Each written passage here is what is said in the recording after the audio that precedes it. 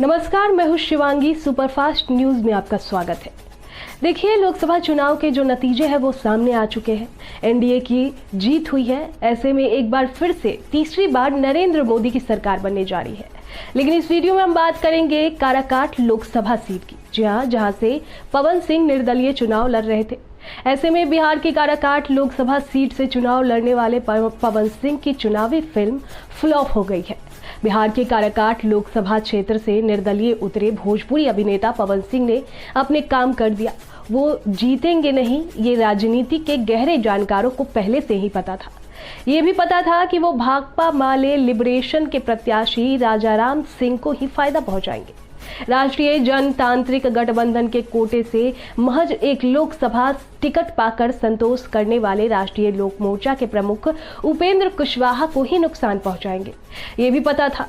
इतना ही कुछ राजनीति के गहरे जानकारों को पता था तो राजनीति में नए नए उतरे पवन सिंह को किसी ने ये बताया नहीं होगा कि क्या प्रधानमंत्री नरेंद्र मोदी के साथ भारतीय जनता पार्टी की पहली सूची में आसनसोल से प्रत्याशी बनाए जाने के बाद इसे ठुकराने वाले पवन सिंह को भाजपा के दिग्गजों ने समझाया नहीं होगा।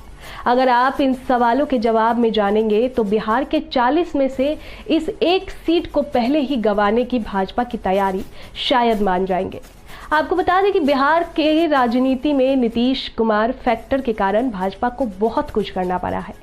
बिहार विधानसभा चुनाव 2020 की बात करें तो यहाँ पर जब चिराग पासवान ने सीएम नीतीश की पार्टी जनता दल यूनाइटेड को हराने के लिए एड़ी चोटी का जोर लगाया, तब उसके बाद दिवंगत रामविलास पासवान के बेटे को भाजपा ने क्या दिन दिखाया, किसी से छिपा नहीं है।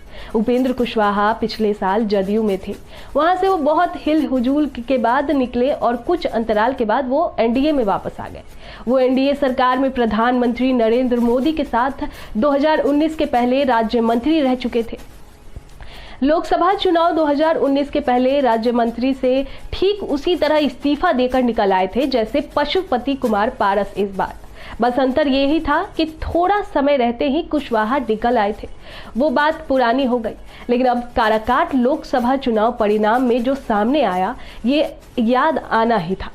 अब बात करते हैं कि क्या खुद जानबूझकर एनडीए की ये सीट गंवाई गई। इस सवाल का जवाब जानने के लिए पवन सिंह की उम्मीदवारी से जुड़े पूरे प्रकरण को याद करना होगा।